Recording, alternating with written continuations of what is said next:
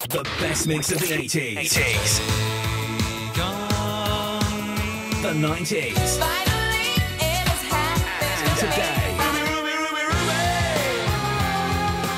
National Radio 1.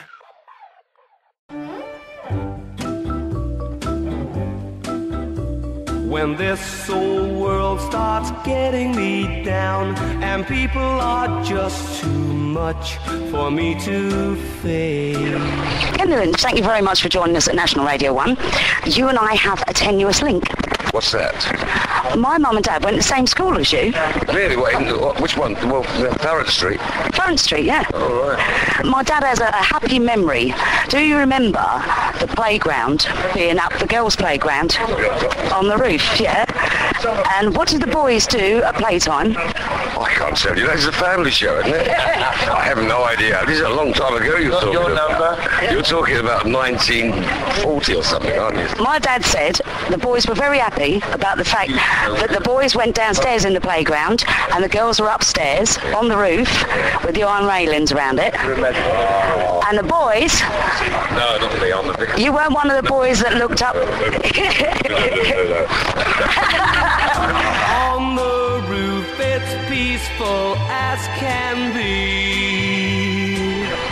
I want to ask you a little bit about your early life. Yeah. It's true that you first started singing with your sister. I did, yes. She was singing at a TUC club in Leytonstone, and the guy came down to talk to her about the show that night. And I was with my cousin, girl, we just come back from the cinema, the Saturday morning cinema. He said to this guy, well, you can sing. And I've never sang in the bars, you know, things like that. And I said, shut up, I can't sing. Here's you go, you're good. He sings all those Jolson songs, he said. It was the old Jolson film was very famous at that time. And he said, oh, come and sing with me tonight. And I went down there to do it, and it was fine, but I was doing the rehearsal, there was nobody in there. But that was time. I stood at the stage, and I was only 7. I stood at the stage, and suddenly the curtain opened, the place was packed, and I absolutely froze. And my sister shouted out some expletive deletives to me from the side, like, get on with it, you so-and-so, yes. And I snapped out of it, and I started to sing, and the rest is history. I was never scared again. Now when I come home feeling tired and weak. My mum was in your sister June's class, Yeah. and she said June used to sing as well. See, me and Maxine, who was Gladys, Maxine was her stage name, and but the rest of them were absolutely dire. My father was great harmony singer, but he couldn't sing the natural tune. He could sing the natural high. He would have been fantastic for the Beach Boys, but he was terrible for anybody, you know. If you asked him to tune, he'd only sing the harmony. That was because he was brought up in church. Hustling crowds and all that rat-raising noise down in the street. I have very happy memories of seeing you on Royal Variety performances, Sunday night at the London Palladium. You worked with Tarby, Brucey, Dickie Henderson. You worked with just about all the best names of that genre and that era of British comedy. What do you think of British comedy now? The new people like Russell Brand, Peter Kaye. I love Peter Kaye, and I'm not too into. I think it's kind of college humour. I'm more like to sort of natural humour or observation humour. But I mean, some of the guys are great. I love Peter Kaye, and there's another guy that I like too. I can't think of his name. But the rest of them I think are very mediocre personally. But that's just my sense of humour. You know what I mean? I like the old Bob Oak style. There's the one-liners and all that kind of thing.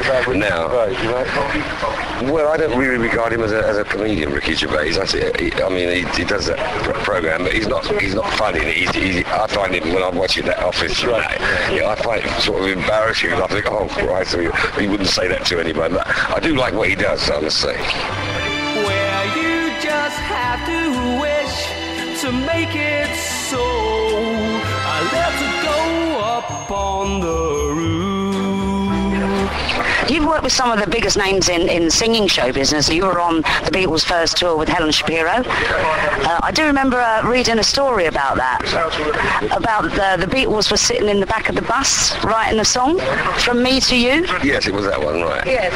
And I told him, no, we'd been out all night, and Paul used to get these ideas, and, you know, on our tours, people team up like footballers do, you know, and John was always with me in the next seat, you know, and Paul was always right at the back, and if he got an idea, he'd run down and say, "Hey, come on, I've got this idea, you know, for that thing we started this morning," and all that. And I said, "I'll give it a break," you know what I mean? We're kind of trying to keep, you know, in those days, you used to do things like Taunton to Warrington, and then from Warrington to back up that way again, you know, not like now when we do tours, we go next town, and then come back the same way. But in those days, Arthur House used to do these tours that were massive. Like, you used to go to Scotland one day and Liverpool the next day, which was badly done, but that's the way it was done in those days.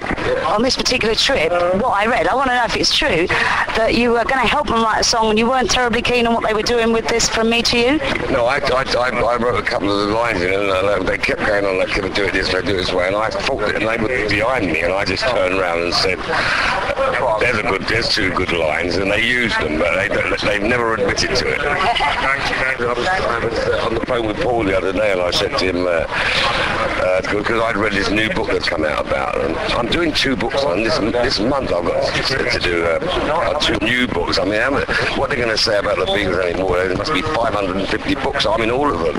I've got nothing to say anymore about it, but I'm doing 2 more when I get home for 2 different writers. I don't know. I've never met them yet, but I said I'd meet them in Henley in the pub and talk about it for their new book.